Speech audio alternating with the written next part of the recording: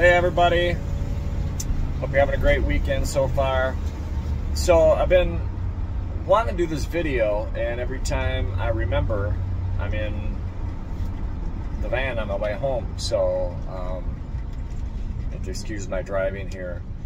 But I kind of wanted to go over how I select my wood for my builds, or how I select my suppliers. I'm really super picky on, you know, how the wood is harvested, how it's kiln dried, and I notice a lot of people having problems with movement and not knowing what the moisture content of the wood is, things like that, which are all super important if you plan on building, you know, high quality pieces of furniture, or having your stuff last and not warp, cup, crack, whatever.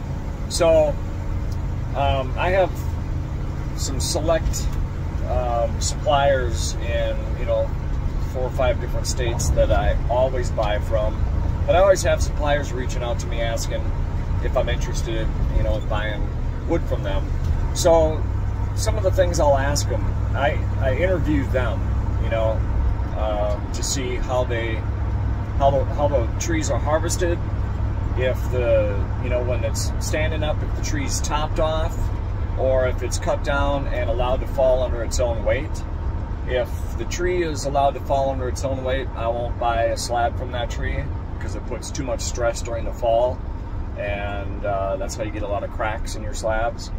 So it's got to be topped off, and the tree's got to be let down. And then I ask them, how long after the tree is cut down are they cutting the slabs?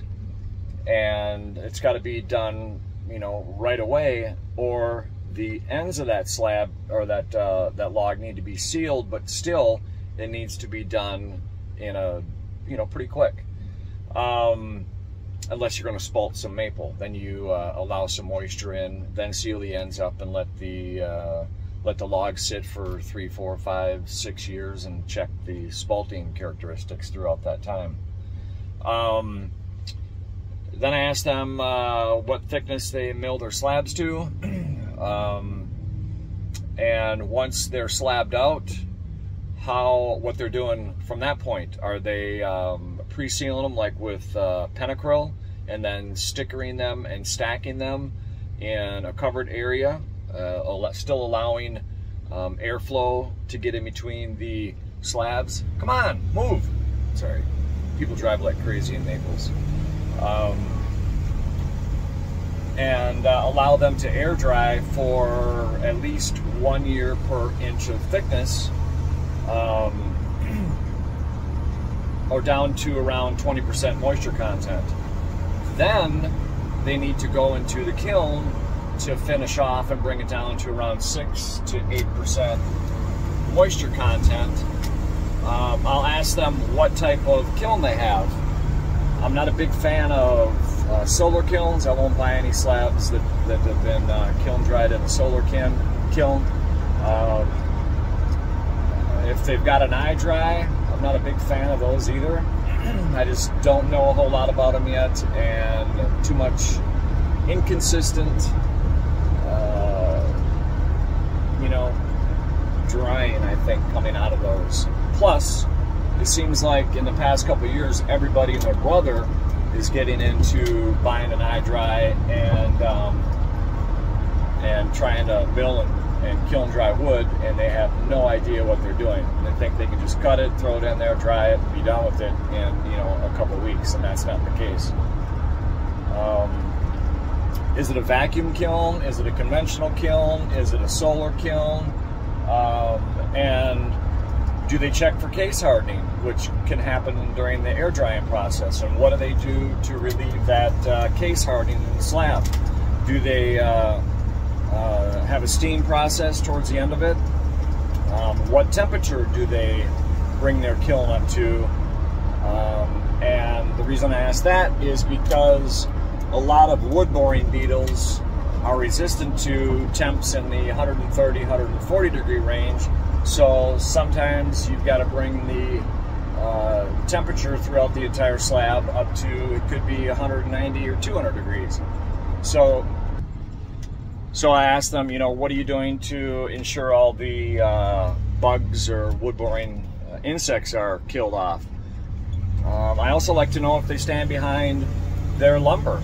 You know, what if I get a piece of wood from them and build a table out of it, and, you know, 6 months down the road, you know, there's little piles, dust piles from bugs coming out.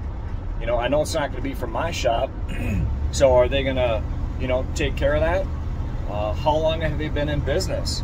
If it's been, you know, a year or two, I most likely won't buy from them because they are still learning.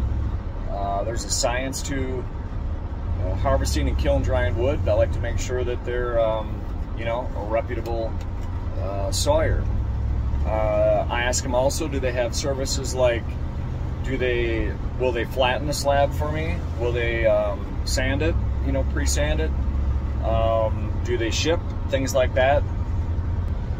I also like to ask them how they learned, who taught them how to, you know, harvest, mill, and kiln dry wood. Did they actually take a course on it, or are they just learning as they go? And then another key thing I like to know is, okay, so once they kiln dry their wood, where are they storing it? Are they putting it back outside and covering it with, you know, some tarps? Where are they storing it at? It needs to be stored, stacked and stickered again, or not necessarily stickered. It really should be, but stacked and stickered in like a pole barn where with conditioned air, where they keep it at a consistent temperature and humidity. If they don't, then you're kind of defeating the purpose of kiln dried wood, because then you're going to have wood that's moving, it's reabsorbing moisture, you're going to have inconsistent moisture content throughout the slab. So those are a lot of things I look for in a sawyer, somebody who's supplying wood. And I warranty all my pieces for 5 years and sell high-end stuff. My pieces cost quite a bit. So people paying my prices for my products want something that's going to last not only the rest of their life, but they want to be able to pass it on. So that's what I look for in my supplier.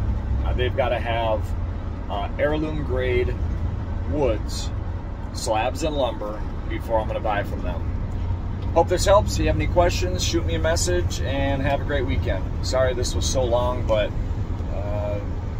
it's an important topic. Thanks, y'all.